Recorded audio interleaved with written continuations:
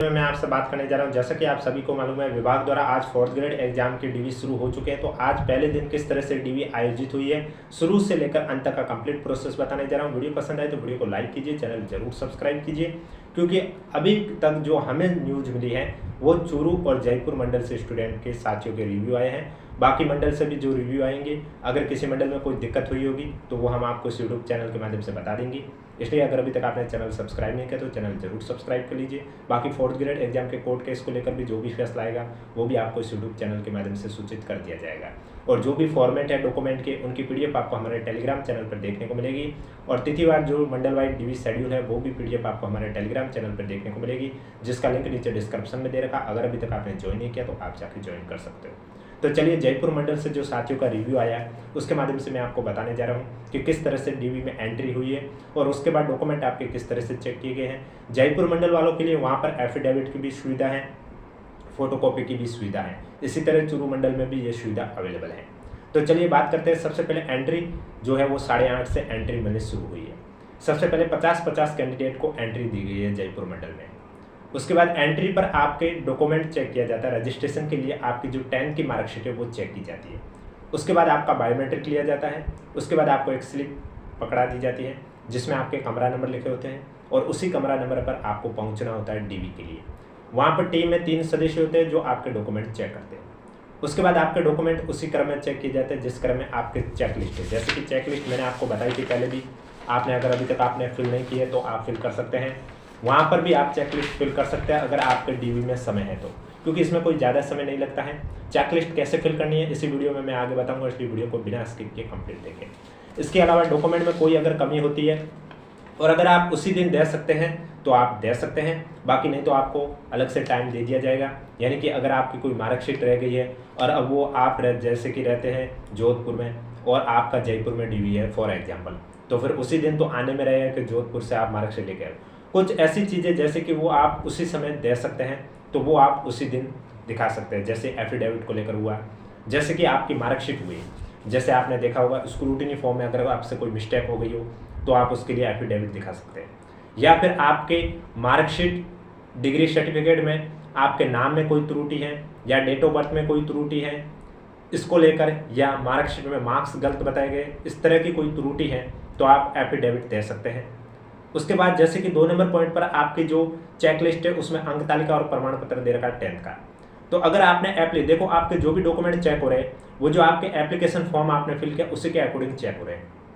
यानी application form के अंदर जो जो डाटा आपने जिक्र किया वो सब आपके चेक किए जा रहे हैं। तो अगर आपने शैक्षणिक योग्यता में 10th, 12th, RSCIT, ग्रेजुएशन सबका जिक्र किया तो वो सब डॉक्यूमेंट लेके जाइए और उन्हें आप किसके साथ अटैच करेंगे, जो 10th की मार्कशीट अटैच की है उसी के साथ अटैच कर लीजिए। इसके बाद मूल निवास प्रमाण पत्र।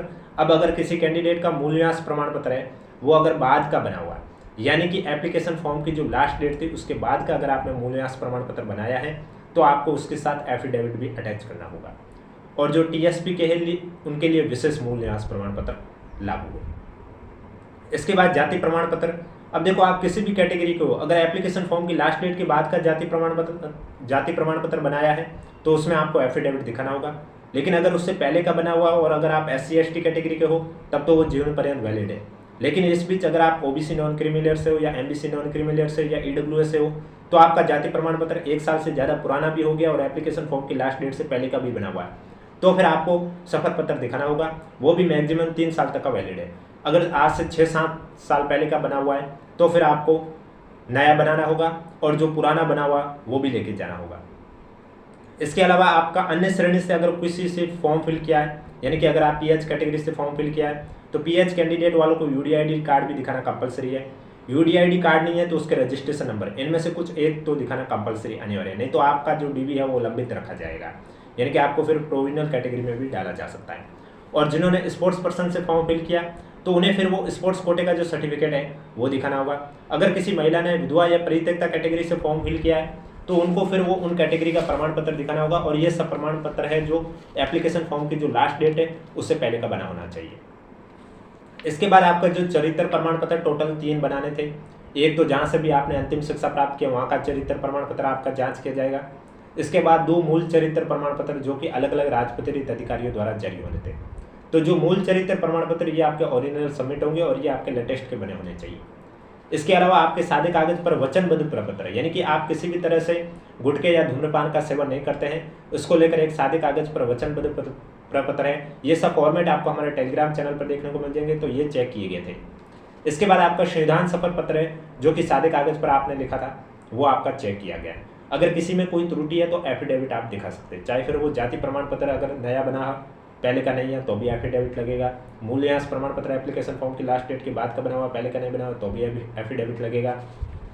इसके अलावा दहेज वाला जो घोषणा पत्र है, ये सभी कैंडिडेट पर लागू है, चाहे अगर किसी महिला ने विधवा कैटेगरी से फॉर्म फिल किया या परित्यक्ता कैटेगरी से फॉर्म फिल किया, या सभी कैंडिडेट, अगर किसी कैंडिडेट ने मैरिड लिखा है या अनमैरिड लिखा है, कुछ भी लिखा हो, दहेज संबंधी घोषणा पत्र सभी के लिए लागू है और इन सभी के लिए अलग अलग फॉर्मेट है। और दहेज घोषणा पत्र चाहे आप किसी भी कैटेगरी का फिल कर रहे हो, चाहे विवाहित का कर रहे हो, अविवाहित का कर रहे हो, विधवा का कर रहे हो, परित्यक्ता का कर रहे हो, महिला, तो उसके लिए नोटरी से सत्यापित होना चाहिए 50 रुपये के नॉन जुडिशियल स्टाम्प पेपर से। और मैरिज सर्टिफिकेट, अगर आपके फॉर्म में आपने मैरिड लिखा है और आपका विवाह 2006 के बाद हुआ तो मैरिज सर्टिफिकेट दिखाना होगा। अगर इससे पहले विवाह हुआ है तो उसका शपथ पत्र का जो फॉर्मेट है वो आपको फिल करके दिखाना होगा। संतान संबंधी घोषणा पत्र है वो राजपत्रित अधिकारी से प्रमाणित होना चाहिए, अन्यथा आपका माना नहीं जाएगा। अगर आपने संतान संबंधी घोषणा पत्र दिखा दिया लेकिन आपने राजपत्रित अधिकारी से प्रमाणित हुआ नहीं दिखाया तो फिर आपको वापस से बुलाया जाएगा। सामान्य घोषणा पत्र यानी कि आपने जो भी दस्तावेज दिखाए वो सभी सही है, किसी दस्तावेज के साथ कोई भी छेड़छाड़ नहीं की गई है, सभी ओरिजिनल है, कोई भी फर्जी दस्तावेज नहीं है, आपके विरुद्ध कोई कानूनी कार्रवाई भी नहीं की गई है, तो फिर आपके खिलाफ कोई आपराधिक प्रकरण भी नहीं है, तो फिर आपको सामान्य घोषणा पत्र में ये लिखना दिखाया जाता है और ये भी आपको दिखाना होता है। विकल्प पत्र यानी कि अगर कोई ऐसा कैंडिडेट है जिसका सिलेक्शन दोनों साइड हुआ है, यानी कि गैर अनुसूचित क्षेत्र से भी हुआ है और अनुसूचित क्षेत्र से भी हुआ है, तो उसे फिर विकल्प पत्र प्रस्तुत करना होगा और उसका भी फॉर्मेट आपको हमारे टेलीग्राम चैनल पर देखने को मिल जाएगा। नमूना हस्ताक्षर प्रारूप यानी कि हैंड रिटन वाला, जो आपने लिखा अपने राइटिंग में लिखना होता है हिंदी इंग्लिश में, उसका भी फॉर्मेट आपको हमारे टेलीग्राम चैनल पर देखने को मिल जाएगा, तो वो भी आपको दिखाना होगा। इसके बाद स्वयं का फोटो पहचान पत्र, आधार कार्ड में आपका QR कोड अंकित होना चाहिए या फिर voter ID, driving licence, passport जो भी, और आपको रंगीन पासपोर्ट साइज फोटो भी लेके जाने होते हैं, मिनिमम 2 तो लेके जाने हैं। बाकी अगर ऐसा आपको डर लगे कहीं गुम ना जाए तो आप 6-7 भी लेके जाइए, एक्स्ट्रा भी लेके जाइए।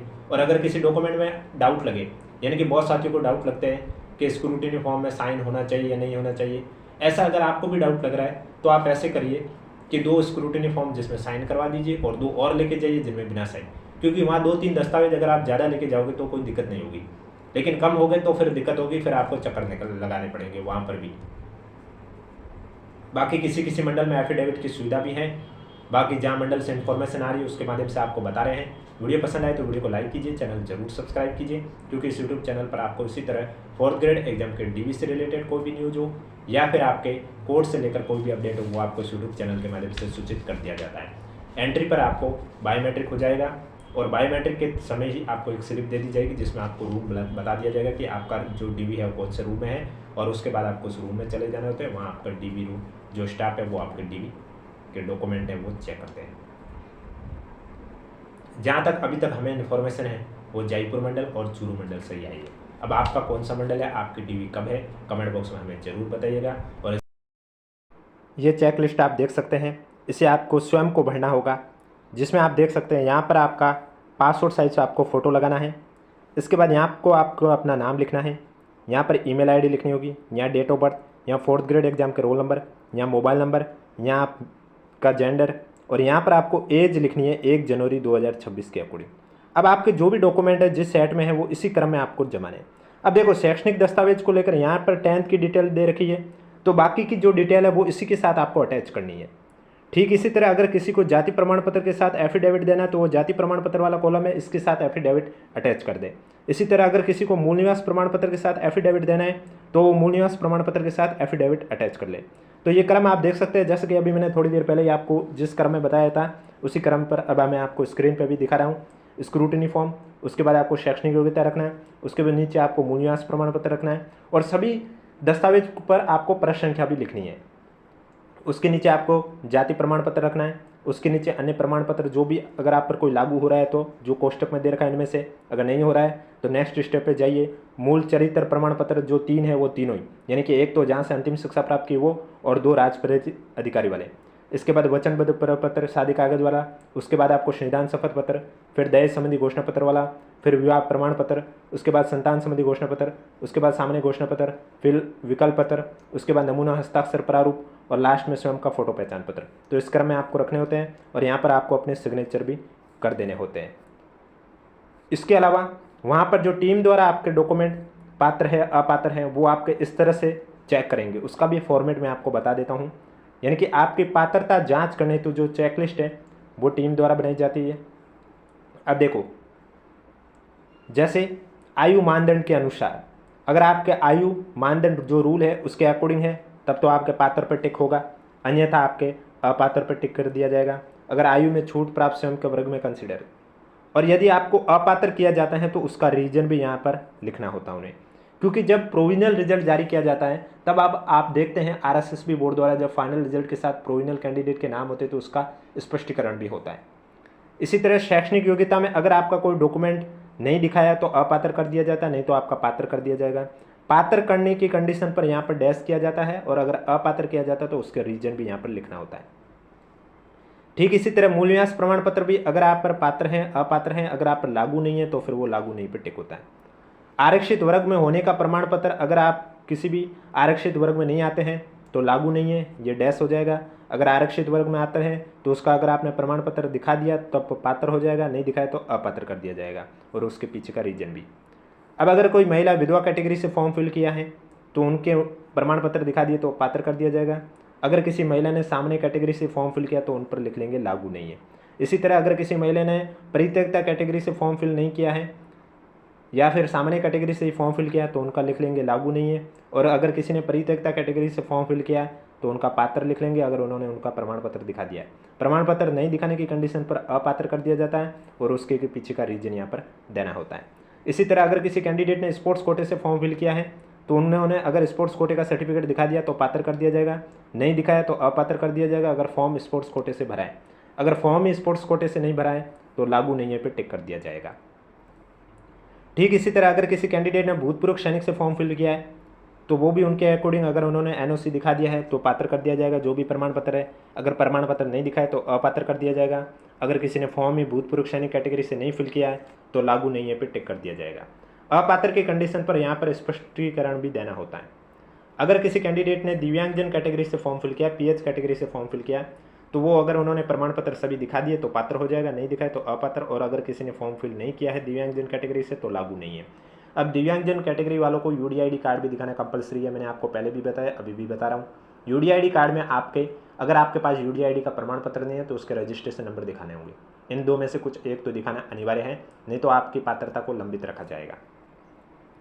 अगर कोई कैंडिडेट टीएसपी का है तो उसे विशेष मूल्यांकन प्रमाण पत्र, नॉन टीएसपी में होने पर मूल्यांकन प्रमाण पत्र और इसी तरह टीएसपी का होने पर विशेष मूल्यांकन प्रमाण पत्र दिखाना होता है। अगर वो पात्र हैं दिखा दिया तो पात्र होगा, नहीं दिखाया और उस पर लागू है तो अपात्र होगा। अगर उन्होंने फॉर्म ही नॉन टीएसपी से भरा है तो लागू नहीं है पे टिक होगा। चरित्र या आपराधिक प्रकरणों के अनुसार तो चरित्र प्रमाण पत्र सभी कैंडिडेट के लिए है। अगर आपने तीनों चरित्र प्रमाण पत्र दिखा दिए तो आप पात्र हैं, अगर एक भी नहीं दिखाया तो अपात्र कर दिया जाएगा। उसके पीछे का रीजन भी बता दिया जाएगा कि कौन सा नहीं दिखाया, राजपत्रित अधिकारी वाला नहीं दिखाया या अंतिम शैक्षणिक योग्यता वाला नहीं दिखाया।